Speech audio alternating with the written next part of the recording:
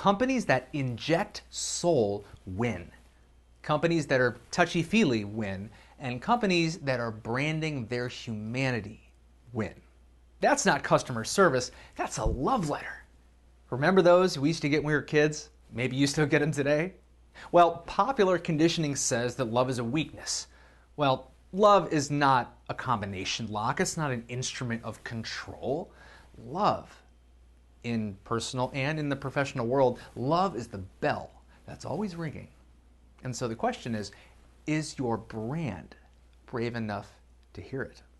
Today, we're exploring a collection of ideas to turn your interactions into love letters. Number 1, make loving you easy.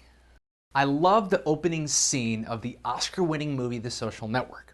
Mark Zuckerberg, the Facebook guy, his girlfriend's complaining to him. He says, dating you is like dating a stairmaster. Ever dated somebody like that? Ever met a business like that? Sure you have. And I bet you never went back either. You see, that's where companies are blowing it. They're overlooking the importance of making their brand a welcome oasis. That's what Starbucks does. It's a place of refuge. It's a place of belonging. It's a place of connection. Another example is My Yoga Studio. Now, they breathe out the love we need.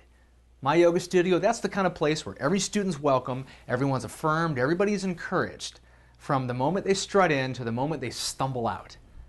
And the best part is, by the end of class, you've completely forgotten about the fact that you just sweat off 7 pounds of water weight doing the hardest possible physical exertion known to man. If that's not a love letter, I don't know what is, because you can take on the world. Can your customers take on the world? Number 2, choose heart over handbook. Love cannot be done from a script. If it was, it wouldn't be love, it would be calculus. Don't be the company that's a passionless rule follower. Give yourself permission to make every connection more human. If you have employees, give them permission to be a little more promiscuous. Nothing illegal.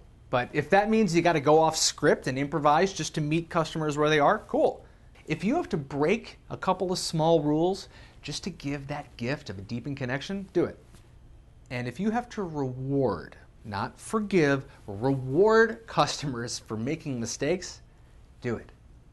Because once you've accumulated all those little moments of humanity, all those little love letters, you will build an asset that nobody can take away. And it's certainly worth a lot more than that sterile handbook that employees never even look at after the 3rd week on the job. Look, man, customers are desperate to be touched. Give them what they want. Are your love letters coated in ink or blood? Number 3, learn to be indiscriminate. Love is like creativity. And the more you use it, the more you have.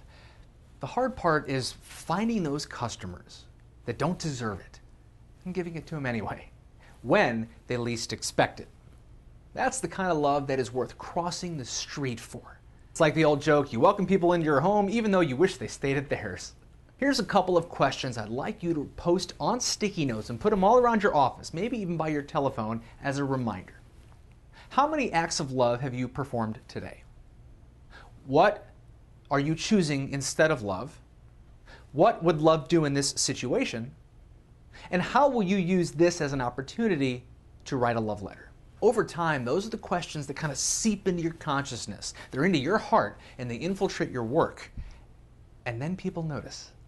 So are you willing to be unfair with your heart? Number 4, don't give, pour. Love is any interaction that reduces the distance, enhances that bond between people, and gives off that gift of a strengthened connection. This idea, this love thing, it sneaks in the side door when you're busy doing something good. So it's less intentional and more incidental. So anytime you encounter somebody in a bad mood, just assume they feel unloved. Don't take over their problem, don't try to fix them, and don't try to dilute their distaste. Just pour in some more love. Kind of dance in that moment and respond to what they need, not to what you think you should give.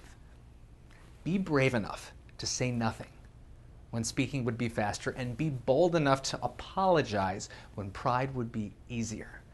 As my mentor says, there's always something left to love. That is how you secure a spot in people's hearts forever. Are you trying to fix when you should be watering? Number 5, show up for people.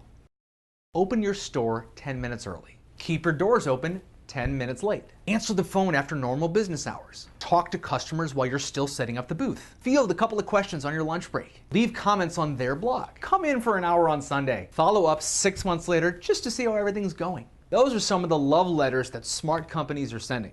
Because the reality is, love is the natural impulse of your customer's heart. And wouldn't it be a shame to suppress it, just to comply with some outdated, pointless rule that strokes the ego of a soulless executive in a windowless boardroom? Show up for people, especially when it's hard. Now, let me suggest this. Your brand is measured by how you love and whom you love. So next time a customer walks in the door, lead with your heart. Tell your customers that you love them before somebody else does. Stick yourself out there today.